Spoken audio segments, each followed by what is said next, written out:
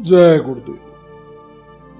परम पूज्य स्वामी जी महाराज की असीम दया कृपा के अनगिनत किस्से हैं। तो ऐसा ही एक अद्भुत किस्सा उनकी दया कृपा का आज यहाँ प्रस्तुत है, जिसे हमारे एक वरिष्ठ गुरु भाई श्री सोनवीर सिंह जी, जो एक टाटधारी हैं और उनकी उम्र इस समय 80 वर्ष है।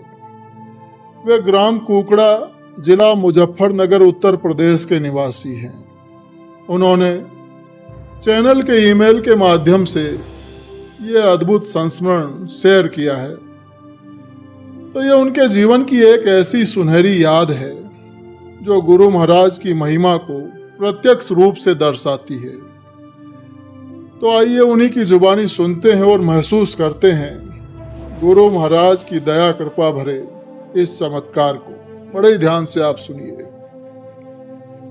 गुरु भाई सोनवीर सिंह जी बतलाते हैं कि ये बात है सन 1990 की, जब किसानों के नेता स्वर्गीय महेंद्र सिंह टिकैत जी ने एक बहुत बड़ा ऐलान किया था। उन्होंने देश भर के किसानों से आह्वान किया कि वे अपने ट्यूबवेल के बिजली बिल जमा न करें। इस आह्वान ने पूरे किसान समुदाय में एक नई ऊर्जा भर दी थी। किसानों को लगा था कि शायद अब उन्हें इस बोझ से मुक्ति मिल जाएगी। तो सोनवीर सिंह जी बतलाते हैं कि देखा देखी में मैंने भी यही गलती कर दी। मेरे परिवार वालों ने मुझे बहुत समझाया, बार बार टोका कि ऐसा मत करो, इसका अंजाम बुरा हो सकता है। लेकिन उस पल मुझ पर लालच और सहूलियत की भावना हावी हो चुकी थी। मैंने मन में ठान लिया कि बिल जमा नहीं करना है, शायद माफ ही हो जाएगा। तो ये मेरी सबसे बड़ी भूल साबित हुई। कुछ ही दिनों बाद मेरी आंखों के सामने एक ऐसा दृश्य आया कि करीब 40,000 रुपए के बकाया का नोटिस मेरे घर आ धमका। उस समय 40,000 रुपए की राशि एक बहुत बड़ी रकम हुआ करती थी, जो कि मेरी कल्पना से भी परे थी। तो इस नोटिस को देखते ही मेरी सांसें थम गई। घर में परिवार वालों के ताने ऊपर से उन तानों ने मुझे और भी तोड़ दिया, मानो हर शब्द एक गहरा घाव दे रहा हो। तो उस पल मुझे अपनी गलती का एहसास हुआ, और जो कहावत है कि गिरगिट को दौड़ बिटोड़े तक, तो मुझे एक ही जगह से उम्मीद दिख रही थी, परम पूज्य स्वामी जी महाराज। बिना एक भी पल गंवाए मैं तुरंत आश्रम की ओर भागा। तो जब मैं परम पूज्य स्वामी जी महाराज के आश्रम पहुंचा तो वहां का नजारा बड़ा ही शांत और सेवामय था। आश्रम में सब्जी की निराई का कार्य चल रहा था और परम पूज्य स्वामी जी महाराज अपनी गाड़ी में विराजमान थे। तो उनके दर्शन तो हो गए, लेकिन इतनी बड़ी गलती करने के बाद उनके सामने अपनी बात रखने की हिम्मत मेरी नहीं हो रही थी। मन में संकोच और शर्मिंदगी का भाव था। मैं वहीं कुछ देर चुपचाप खड़ा रहा और फिर अचानक एक चमत्कार हुआ। थोड़ी देर बाद परम पूज्य स्वामी जी महाराज ने स्वयं मुझे आवाज देकर बुलाया और बड़े ही प्यार और करुणा से पूछा कि बच्चा, क्या बात है। उनकी आवाज में इतना अपनापन था कि मेरा सारा डर उड़न छू हो गया।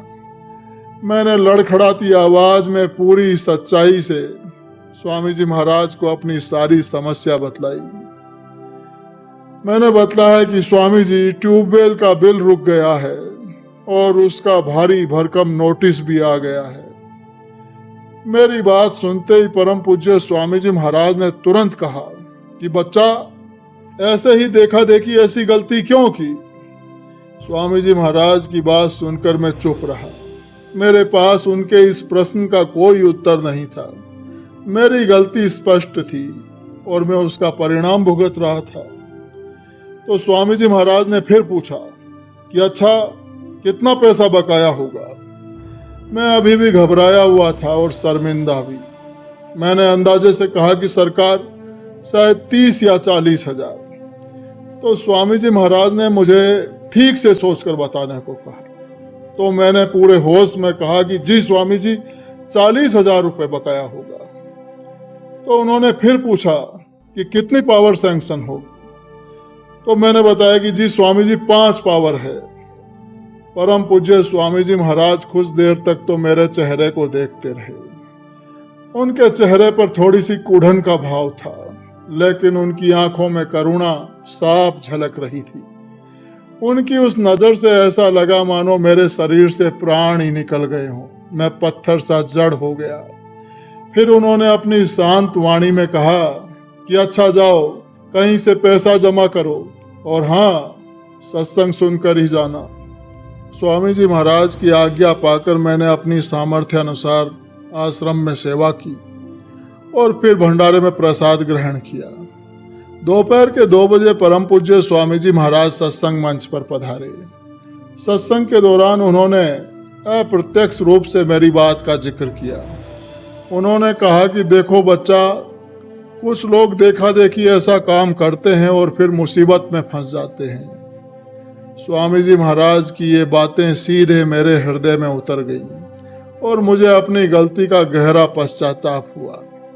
शाम को मैंने स्वामी जी महाराज से घर जाने की इजाज़त ली और मन में गुरु महाराज की कृपा की आस लिए वापस घर की ओर चल पड़ा। जैसे ही मैं घर पहुंचा और टेलीविज़न का बटन ऑन किया, मेरी आंखें आश्चर्य से फटी की फटी रह गईं।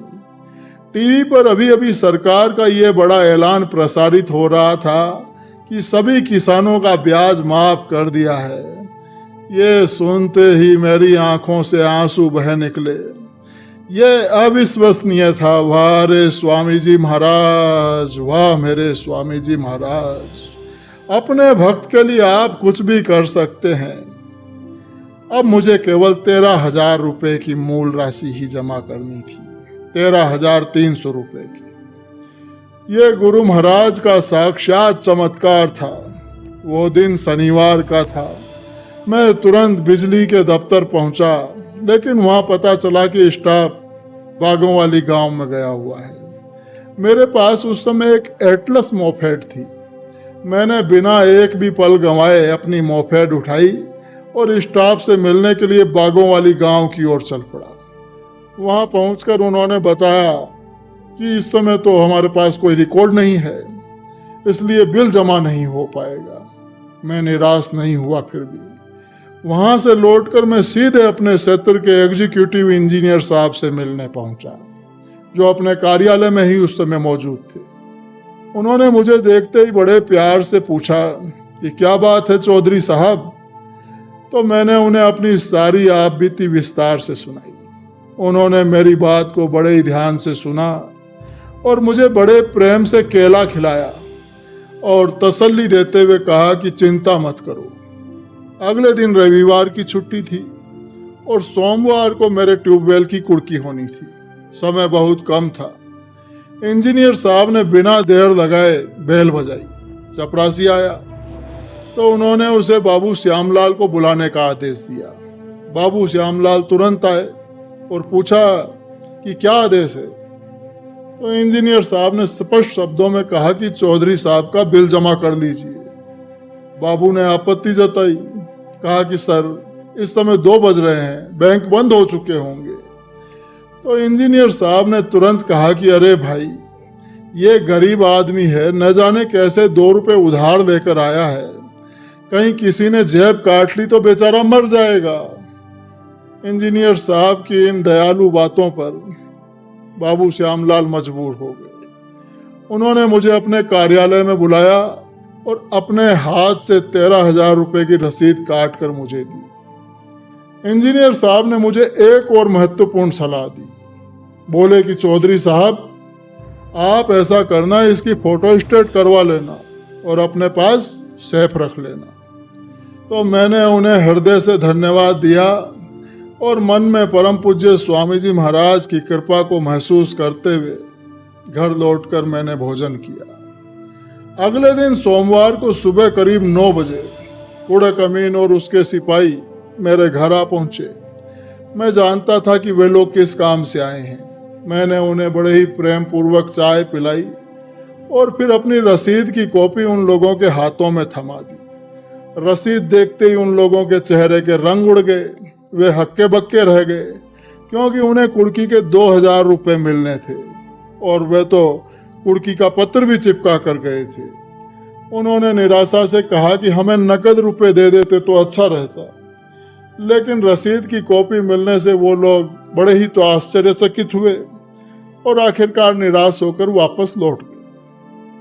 परम पूज्य स्वामी जी महाराज की असीम दया कृपा का ये अनुभव मेरे जीवन में इसी प्रकार आगे भी बना रहा है और हर पल हर क्षण उनकी सदा ऐसी ही दया कृपा मेरे जीवन में रही है और मुझे पूर्ण विश्वास है कि ऐसी दया कृपा उनकी अनंत काल तक मुझ पर बनी रहेगी।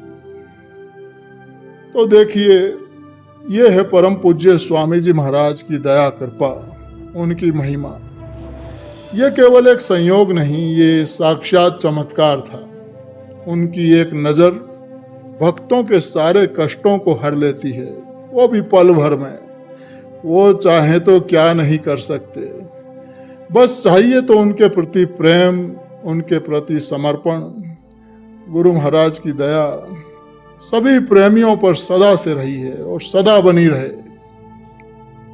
तो आपने गुरु महाराज की महिमा के इस संस्मरण को बड़े ही प्यार से सुना। आप सबका इसके लिए बहुत बहुत धन्यवाद। जय गुरुदेव।